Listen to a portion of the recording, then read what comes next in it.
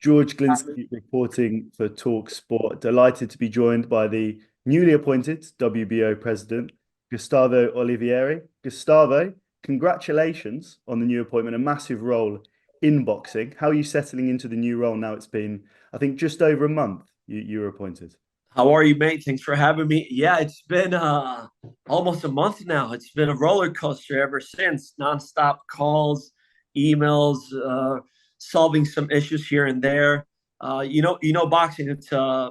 It's a ongoing roller coaster, and it's a 24/7 business. There's no off season. There's no recess. It's just we say here in America, putting out fires here and there. But it's been an amazing ride thus far, man. Mm. What can we expect from your presidency? What changes, I suppose, can we expect from the WBO going forwards now? Well, I think most importantly is adapting to the new times. That is, I think that's one of the most important things I have to consider and start implementing within the WBO, especially with the rules, because I'm a licensed attorney, practicing attorney. So as it's like with the law, as the law changes, lawyers need to adapt because the circumstances and the times change. We also need to do the same with boxing. So one of the first things I'm going to do is I have started already review and assess our governing rules, the state of the rules, and try to make some modifications and adapt to the new times and the new circumstances. For example, there is a mandatory challenger designation system that has worked.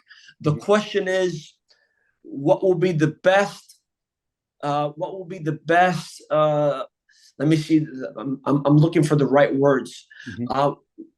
The system works. The question is how to implement it properly as to the selection of that mandatory challenger to avoid designating a fighter that is not worthy or deserving of such position.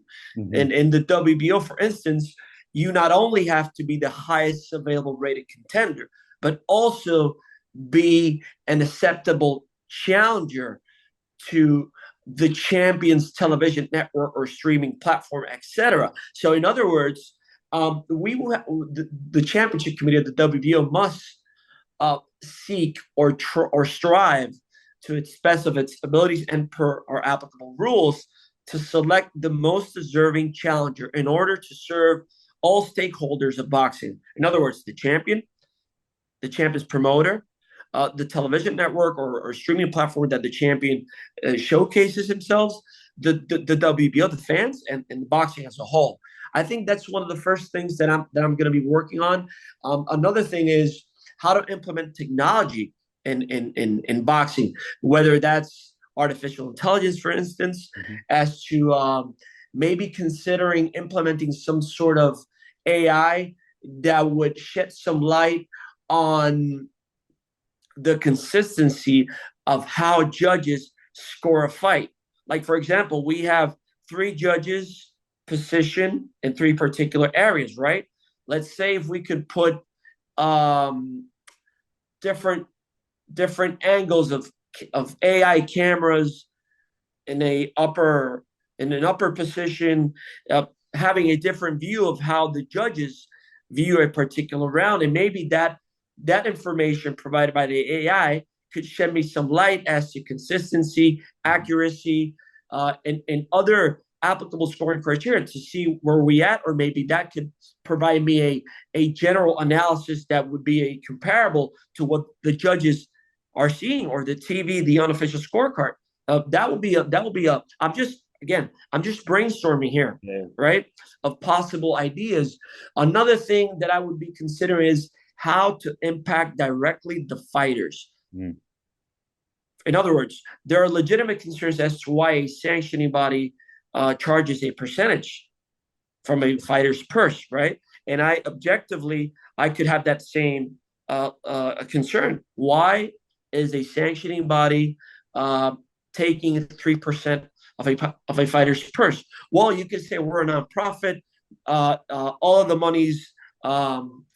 monies generated from the fighter's purse per the sanction are exclusively dispersed for boxing purposes, gym renovations, boxing equipment, boxing amateur teams, health issues of boxers, financial burden of boxers, etc. But does it specifically impact the boxer that the money's being withheld? That's another question. So I would say, for example, let's say if instead of taking 3%, we take 2%, and that 1%, we can take that money and invest it in a investment account for the fighter, right? And once the fighter retires, that investment generates interest, and then the WBO gives that that investment to the fighter, and the fighter disposes of the money as he pleases, right?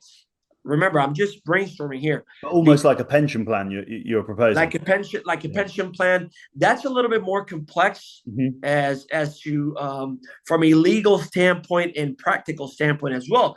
But these are concepts that can be further developed and focus solely on the fighter, impacting directly the fighter. That will be another option that I would certainly consider. Certainly, not all fighters will earn substantial paydays like Fury, Usyk, Bivol, Beterbiev, Canelo, Inoue, Teofimo Lopez, Gervonta. These are special talents whose purses are beyond the norm as to the ordinary fighters.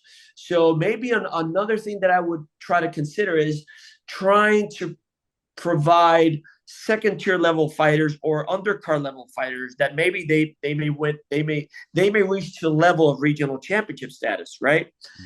Maybe provide them other sources of income, not dependent solely on boxing. Like, for example, if a boxer trains for 3 months and thereafter gets injured, or the fight gets postponed, or the opponent doesn't make weight and they don't proceed with the fight, that fighter doesn't get paid. So you have to fight to get paid, right? Fighters are independent contractors. They don't have insurance. They don't have medical coverage. They don't have a union, all that stuff. So maybe for those second-tier level fighters, we can provide other sources of income, either through social media, help them the WBO may serve as a liaison as to providing them some sorts of resources that, for example, once they finish their careers, they can become either boxing analysts, create a podcast like yourself, serve as a gym administrator, a training facilitator. I don't know, different alternatives that provide them other sources of income, not solely dependent on boxers. So I got a couple of ideas.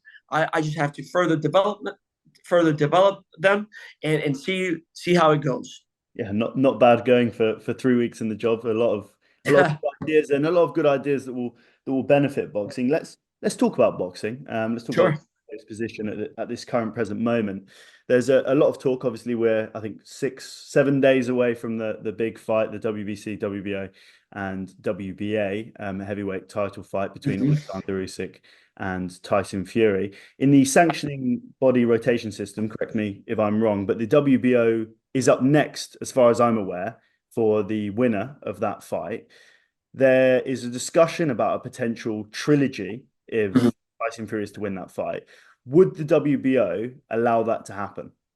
Absolutely. Why would I or the committee prevent on the trilogy taking place? I think that benefits boxing and all of its stakeholders, the fans, the promoters, the sanctioning body, the fighters. We at the WBO have a different philosophy, right? And I concur with this philosophy. We try to serve the best interest of boxing within what our rules allow us to do so, right? So what we've done is, remember, when we approved Usyk-Fury, considering of the ongoing negotiations, the back and forth, what happened with the arbitration of Fury Wilder that prevented all those future plans, etc. What we did was, okay, if we do Usyk-Fury, we will sanction that fight with specific conditions, and most probably, if the fight is highly contested, which was one of the best fights I've ever witnessed live, and the knockdown, controversial 7-5 scorecard, 115-113, it was a split decision. The rematch was something that it was foreseen. So in order to leave the door open for a future rematch, we sanctioned the fight with a specific conditions whereby the championship committee would reserve its right to order the mandatory when it deemed appropriate. But at the same time, considering there are other rated contenders waiting in line, we sanction an interim championship to allow that activity to continue. And you can have a strong argument, oh, but you're doing an interim championship, there should be only one champion. Well, I may agree, but that has a flip side. If we do a rematch, which is taking place on Saturday, and let's say something happens that warrants a trilogy, in the balance of interest of what's best for the sport, is it the trilogy or is it ordering a mandatory? I think the consensus would be let the trilogy take place, and thereafter you force the mandatory. So what we did was we sanctioned this fight, the rematch, with the same conditions as the prior one. In order to cover all tracks, if there's a trilogy, we will certainly allow it to take place. Why wouldn't we? I think it would be a grave injustice from the WBO and me as the acting president now, as the newly elected president, to prevent a trilogy from happening. How many trilogies of this nature have we seen in boxing? Very few. Very few. So I think that's the best course. And we do the interim, and we give that up-and-coming champion, right, the interim champion, who's also deserving of a shot to keep active, defending the title, earning significant purses, and the division keeps continuity. Because it's quite a complex situation at the moment, because your current WBO interim champion is obviously Joseph Parker, and he's fighting for the IBF title. He's challenging Daniel Dubois in February for the IBF. Correct. Title. And by usually the sanctioning body rules, someone who's fighting for a title in another organization will have to vacate that title. So I suppose the situation among the heavyweights is not clear at the moment. Will Joseph Parker lose that interim title if he goes and obviously fights Daniel Dubois, as it seems he will? That's a great question. When you have an interim champion, we don't unify an interim champion with a legitimate champion from another organization. That's our policy. So what we've done in this case is we've advised Queensberry Promotions, hey, we have no objection on Parker fighting for the IBF champion. None at all. It's a great fight. Parker Dubois, we have a great relationship with the IBF. I'm very close to its president, Darryl Peoples. He's my friend, also a colleague and mentor. But since we have this policy that prevents an interim champion to fight a legitimate champion, right? The full champion, in other words, because an interim champion is a legitimate, I mean, the full champion, he would have to relinquish the title. So probably what we're going to do in consultation with the championship committee is we'll allow Joseph, as a matter of deference and respect, to enter the ring as WBO interim champion and be announced as the champion. Once the bell rings, signifying the commencement of the fight, the title should be declared vacant automatically. I think that's a fair ruling. Definitely. And benefits all the parties involved. So what would be the next step then? Because I did a bit of number crunching. I looked through the rankings. Obviously, Coley and Jagba, who are fighting in an IBF final eliminator. You've got Daly, Zhang, and Kabiel fighting for a WBC interim championship. Correct. Yep. So according to your rankings, correct me if I'm wrong again, Moses Atalma and Justice Honey are the next available challengers. So would they presumably be elevated into an interim WBO fight, or what sort of course of action would you move forward in creating a mandatory for the WBO? So remember, Moses, I think from all of the first fighters you mentioned on the rankings probably are unavailable to fight because they're committed to future fights, either for interim championships or eliminators, etc. And that makes them technically what in boxing is called unavailability, right? So you would go to the next highest available contender, or the first available contender per our ratings. Moses Atalma is fighting on Saturday. He's defending his WBO Intercontinental Heavyweight Championship. He's an up and coming talent. It shall remain to be seen what will happen, but certainly if we're going down the ratings and those scenarios are likely to arise. So Moses will be next in line to possibly vie for an interim championship. If that be the case, I'm not saying that's going to happen, Yes. but that may probably be a scenario.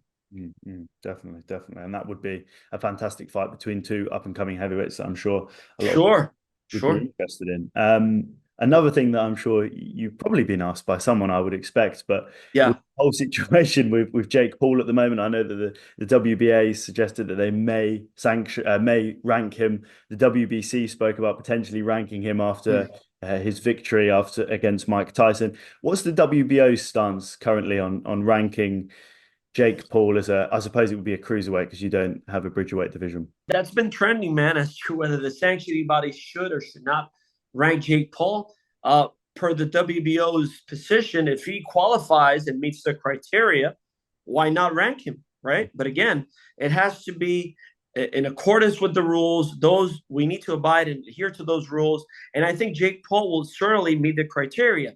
I've seen it personally. I've talked with Amanda Serrano, who has trained with him. He's putting the work in. He's getting better. And I'm sure he wants to pursue a legitimate shot at fighting for either for a regional title or for a world championship. I think, and he's very intelligent, and his team as well. MVP, Nikisa, and the staff, they know what they're doing, and surely he'll take a bigger step and thereafter a bigger one until he makes it to the top. Which I think he truly at cruiserweight he may have a chance. Remember, in boxing, there's nothing written in stone. Look what happened to Jaime Munguia on Saturday. Who would it? Nope.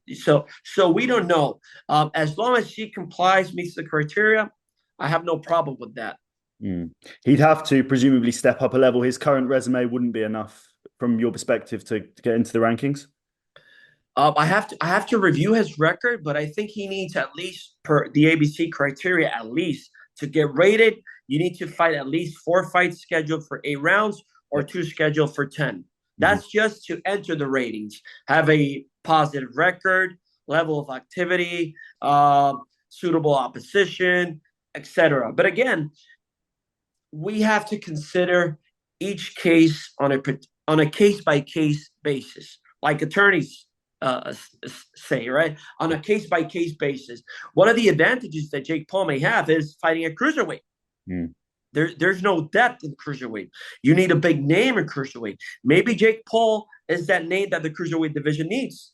But surely, because most fans of boxing are purist fans, right? Those that question Jake's legitimacy of whether he's a boxer, he's a YouTuber, he's an entertainer. Well, folks, boxing is a sport, but intimately related with entertainment, right?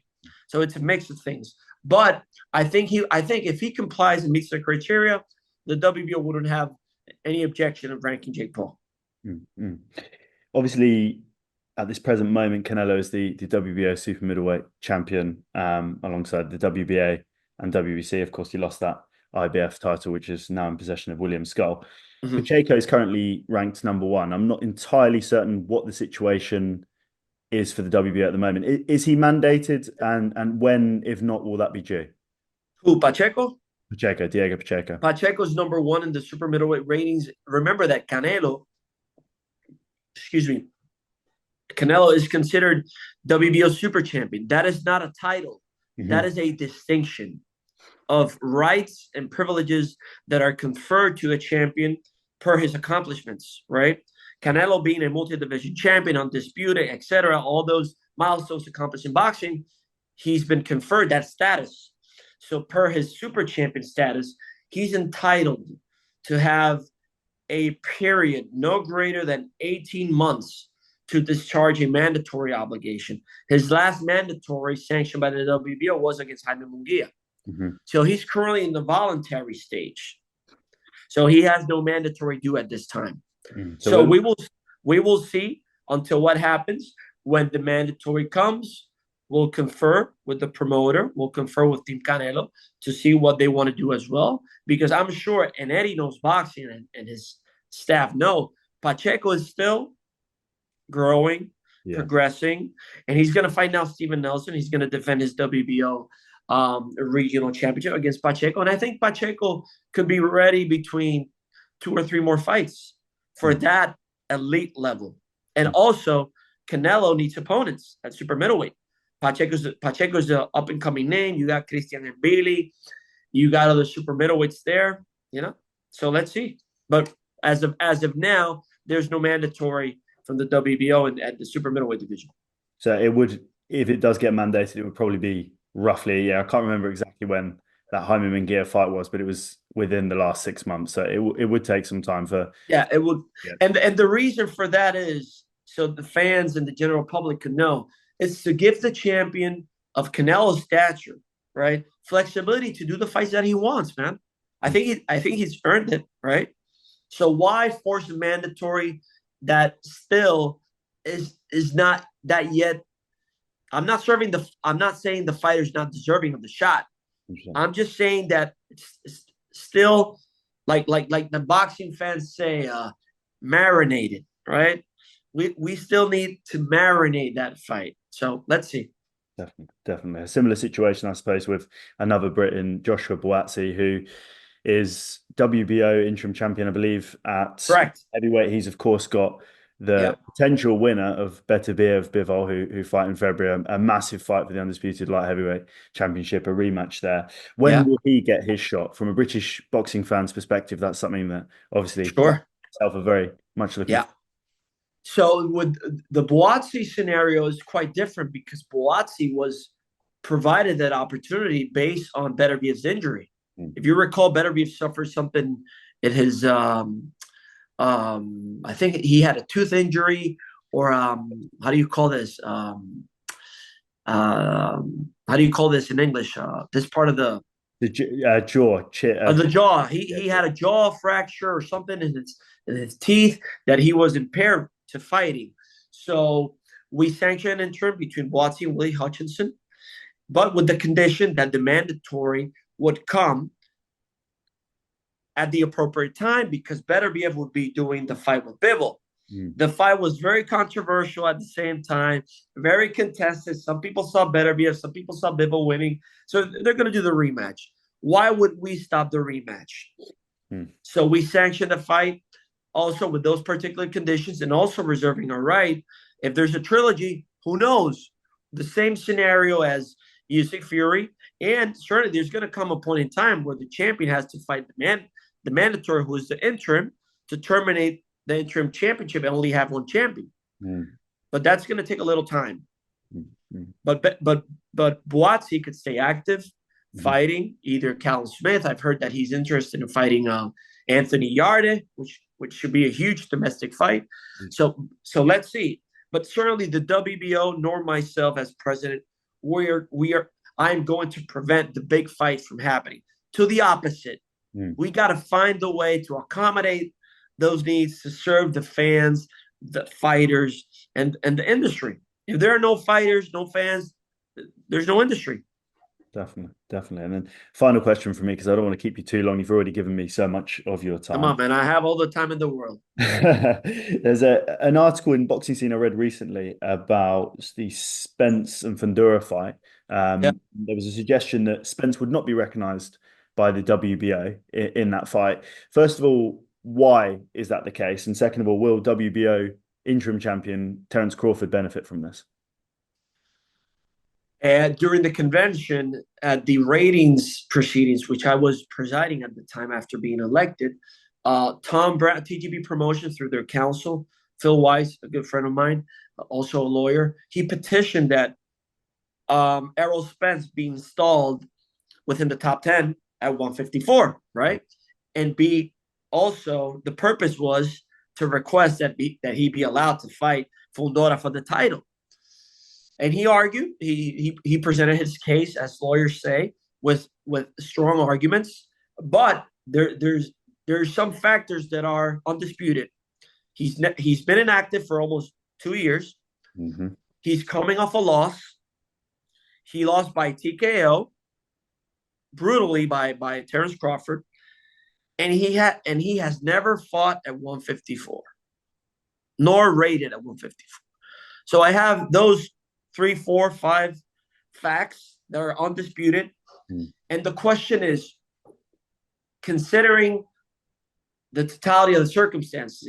Well, you may say Errol Spence is the biggest thing at 154. It's a great fight against Fundora, but based on those facts, excuse me, and the other fighters, they're waiting their turn at 154, having fought at 154, their level of activity, their suitable opposition, having won regional titles, having faced rated contenders. If I allow Spence to fight Fundora immediately for the title with those facts, inactive for 2 years, coming off a loss, unrated, and simply rate him to allow him to fight, would that be a good precedent? It's a bad precedent to set. It's about a precedent, like case law. Would that be a good case law? And then I would open the door for other petitions. Oh, you did this in the past. Why are you not giving the chance to another fighter? And we've done this in the past. The fans are, I think, the general public is, I think they don't recall, but Tim Tszyu wanted to fight Thurman, and we didn't approve Thurman. The same thing, and we're not going to prove that we're not going to sanction that fight. Fundora may fight Spence, but it will be considered a WBO non-title bout. And the WBC belt may be on the line, depending on obviously that. Yeah, the WBC most probably will sanction that fight. I believe he's rated #1 at the WBC. Yeah. They're 154. But Fundora is taking a risk. If he proceeds fighting Spence, right? It's not going to be sanctioned by the WBO, but it's going to be he's going to be that fight. We're going to allow that fight. We're going to allow him to proceed with that fight with the condition that if he loses, the title is vacated automatically and Crawford elevated to full champion status. Perfect. Well, listen, Gustavo, I really appreciate your time. And thank you so much for giving it to me. It's really appreciated. On AM, on DAB, via the talkSPORT app and on your smart speaker. talkSPORT.